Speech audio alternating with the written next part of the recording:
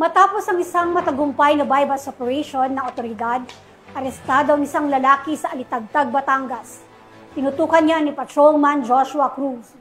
Ang isang lalaki sa isinagawang bypass operation ng mga operatiba ng Alitagtag Municipal Police Station sa ilalim ng pamumuno ni Police Major Aldrin J. Baisa, Acting Chief of Police, noong ika-14 ng Nobyembre taong kasalukuyan sa Barangay Muson Segundo, Alitagtag, Batangas.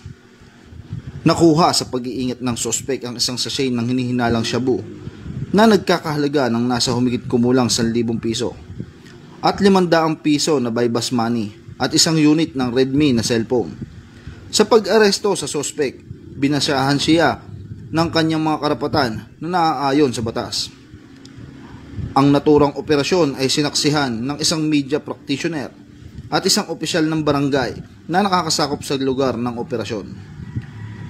Kasalukuyan nakakulong ang naturang sospek at inihahanda na ang kaukulang dokumento upang sampahan siya ng kasong paglabag sa Article 2, Section 5 ng RA 9165 o ang Comprehensive Dangerous Drugs Act of 2002.